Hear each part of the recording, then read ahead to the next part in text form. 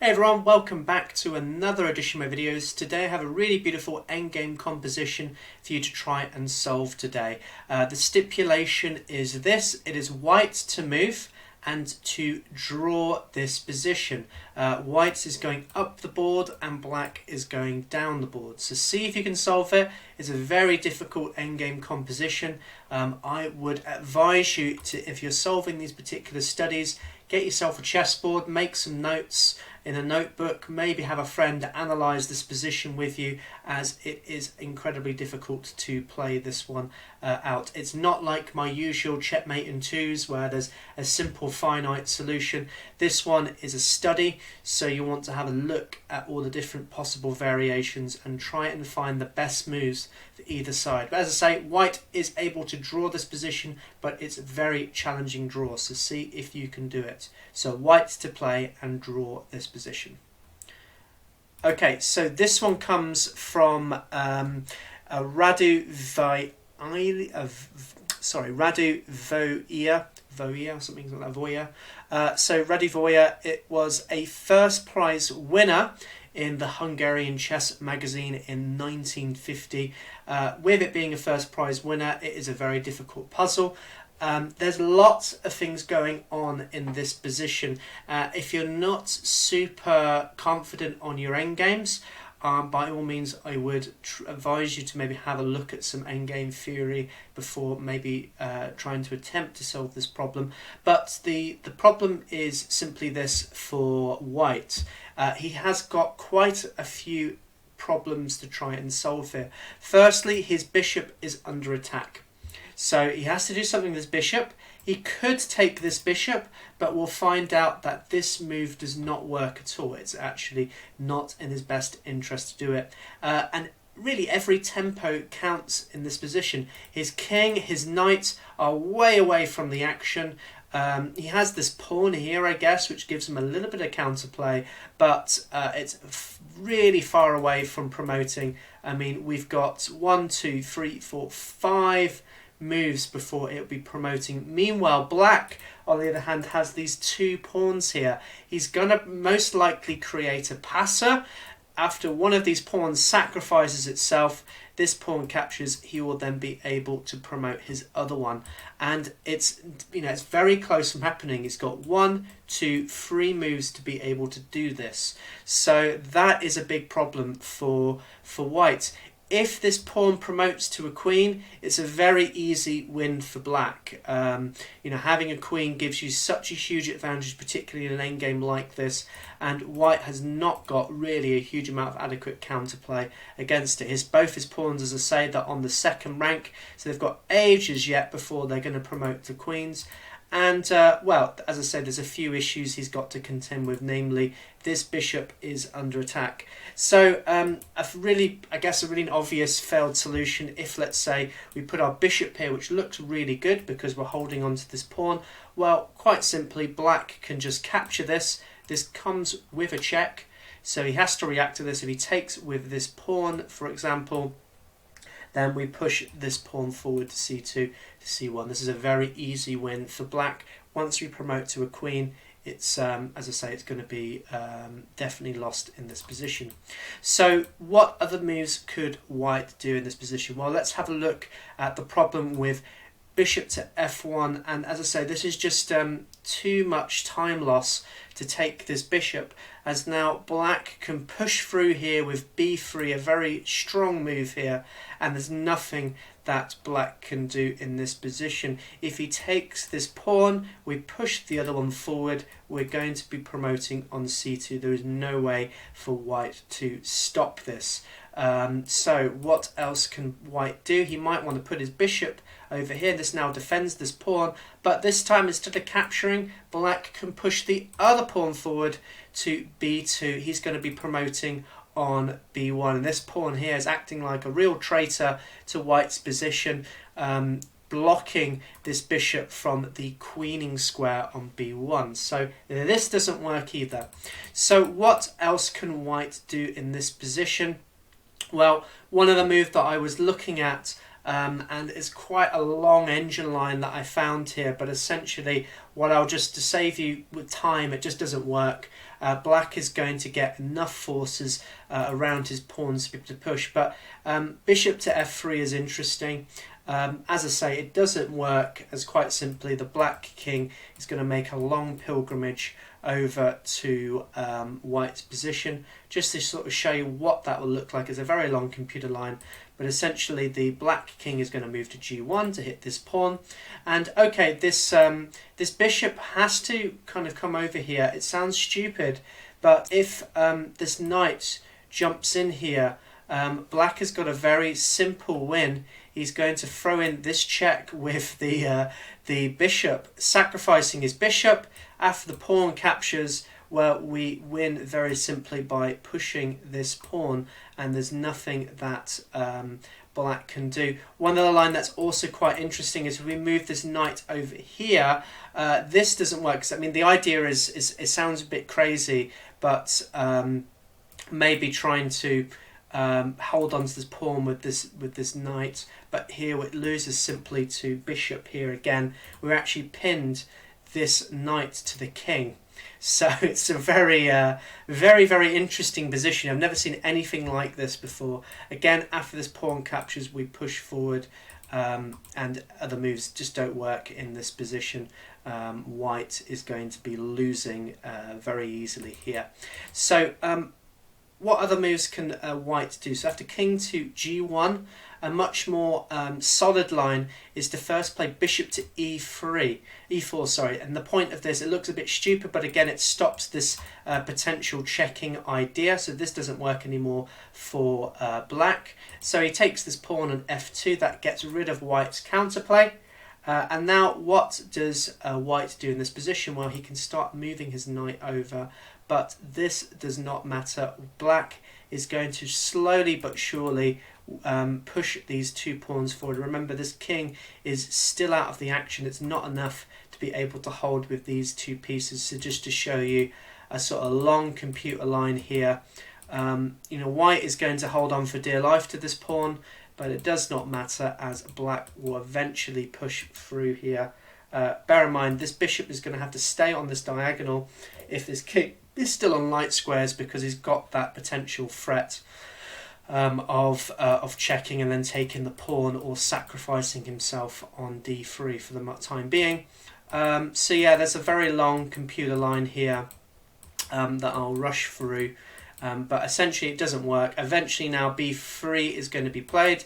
After the pawn captures, we can now sacrifice this bishop, and this is just one example line.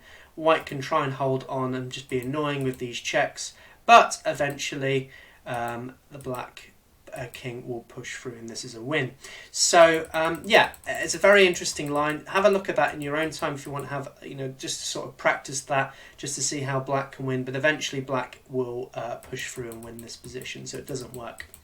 Okay, so let's go to the solution. So let's move all the way back. So what does white need to do to win this position?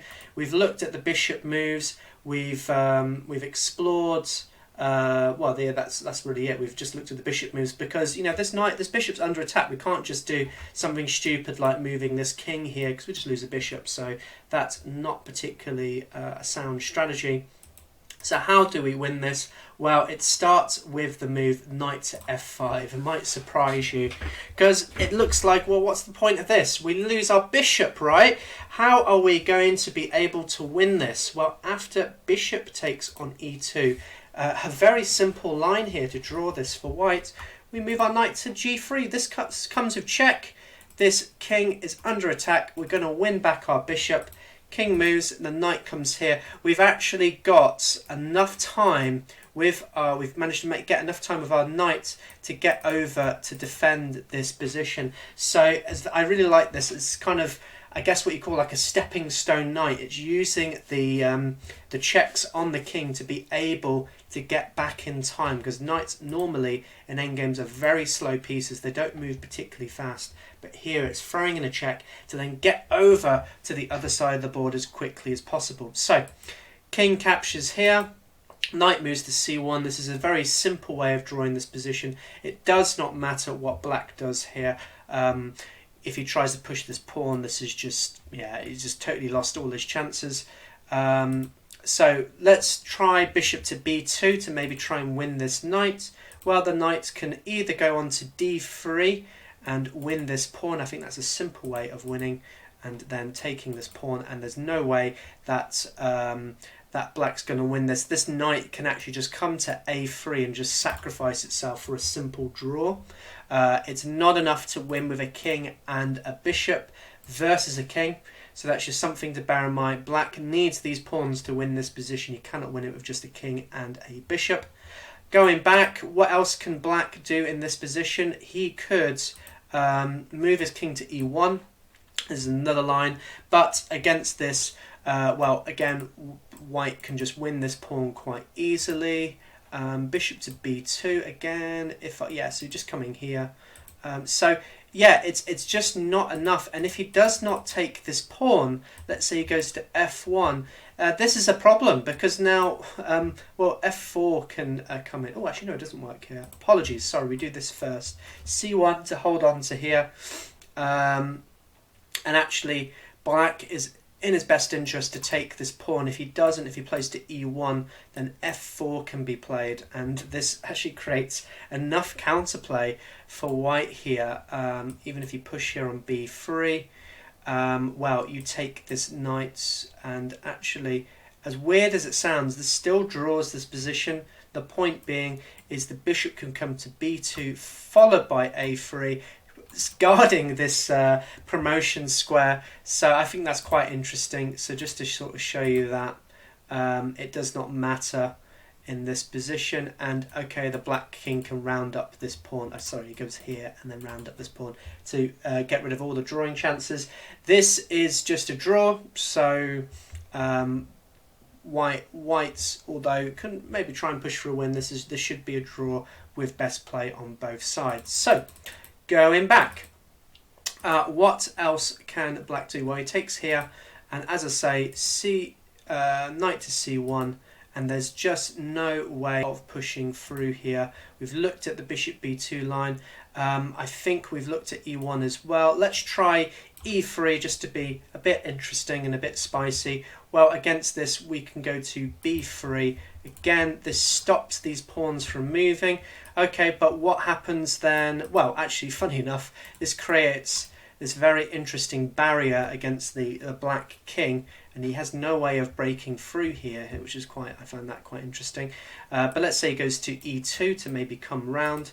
Against this, we can throw a check, and once the king comes to d1, then we don't need to move our knight anymore. Let's just push our king, and even if you play b3 to try and push through, white can happily take here, as if now black pushes this pawn, we can just take this pawn. Again, there will be a draw with insufficient material.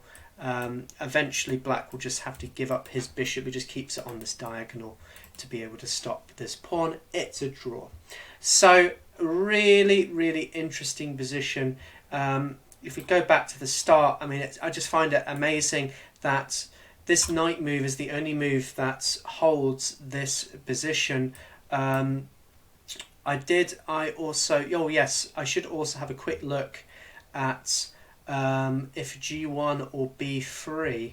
b3 is interesting, but it loses to knight to g3, and the point being here, after this king captures, we take this bishop, and even if this pawn moves, we have a very nice way to draw this. We throw in the check, king captures, we take this pawn, and this is a dead draw. I find that really fascinating.